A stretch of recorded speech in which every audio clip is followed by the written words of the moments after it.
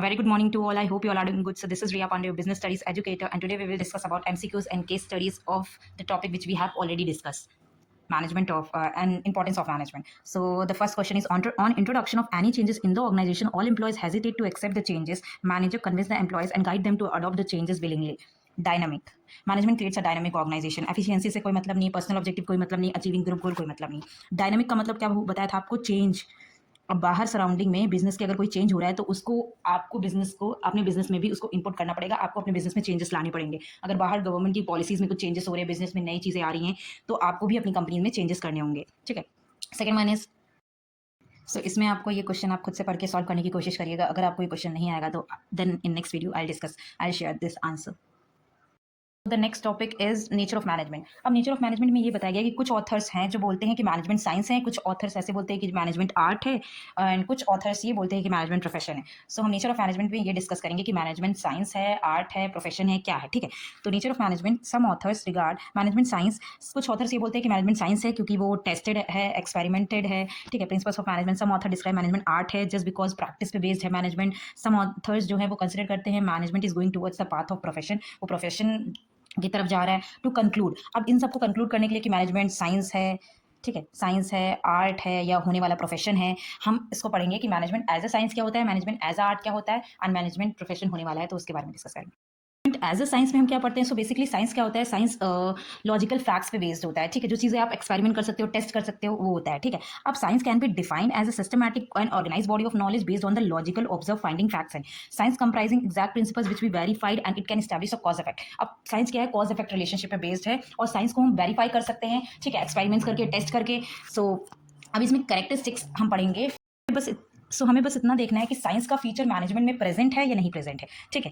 जो साइंस का systematic body of knowledge, ये क्या मैनेजमेंट में है या नहीं. ठीक है. तो first one is science is a systematic body of knowledge. In science देखो, साइंस में हम क्या करते हैं? सिस्टमैटिक स्टडी करते हैं, प्रोसेस को फॉलो करते हैं. ठीक है. Which is use to acquire knowledge of science like science in management also there is availability of systematic and organise study material. So first feature of the science is present in management. पहला feature science का, ठीक है, present कैसे है? क्योंकि management में भी theories है, कॉन्सेप्ट्स है. ठीक है. और management is also well defined framework of principles. क्योंकि हम जो मैनेजमेंट में ये जो हमारा पॉज्ड कॉर पढ़ते हैं ना, पॉज्ड कॉर, ठीक है, ये पूरा प्रोसेस है मैनेजमेंट का. मैनेजमेंट ये पूरे प्रोसेस को फॉलो करता है. पहले प्लानिंग करता है, फिर ऑर्गेनाइजिंग करता है, फिर स्टाफिंग करता है, फिर डायरेक्टिंग करता है, फिर कोऑर्डिनेटिंग करता है, फिर रिपोर्टिंग करता है, फिर बजटिंग करता है. तो ये प्रोसेस फॉलो करता है.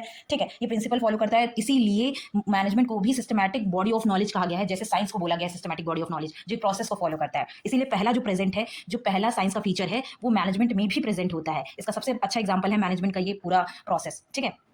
का सेकंड फीचर क्या है? साइंस का सेकंड फीचर ये है कि principles are based on experiments. अब जो प्रिंसिपल्स हम यूज करते हैं वो कुछ वो एक्सपेरिमेंट्स के बेसिस हैं. ठीक है. Scientific principles are develop through observation. जो साइंटिफिक प्रिंसिपल्स बनते हैं वो उनको हम ऑब्जर्वेशन से, वो फैक्ट फाइंडिंग से होते हैं. ठीक है. वो उनको टेस्ट किया जाता है रिपीटेड एक्सपेरिमेंट्स के द्वारा, तब वो जाके प्रिंसिपल्स हम फॉलो करते हैं. तो the management principles are also develop. और मैनेजमेंट के जो प्रिंसिपल्स होते हैं वो भी ऑब्जर्वेशन से ही होते हैं. जैसे ये जो प्लानिंग, स्टाफिंग, डायरेक्टिंग, ये सारे प्लानिंग, ऑर्गेनाइजिंग, स्टाफिंग, डायरेक्टिंग, ये भी सब ऑब्जर्वेशन से ही, मतलब हमको पता है कि पहले प्लानिंग करना होता है, फिर ऑर्गेनाइज करेंगे, फिर डायरेक्टिंग करेंगे. ठीक है. ऑब्जर्वेशन और एक्सपेरिमेंट से ही आए हैं with a human being.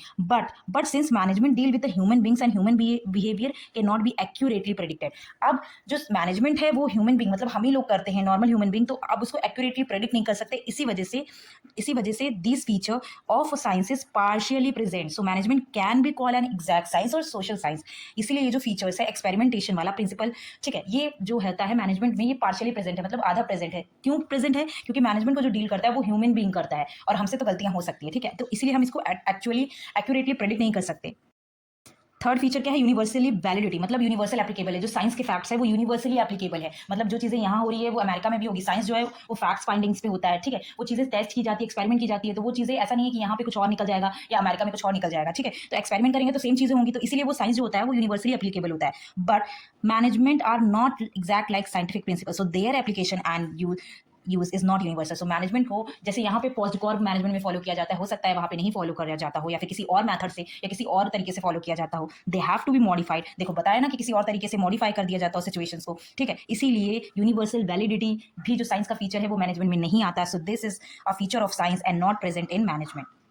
तो कंक्लूजन क्या निकल के आया है? On comparing the features of science with management we find that one feature of science is present in management. कौन सा फीचर?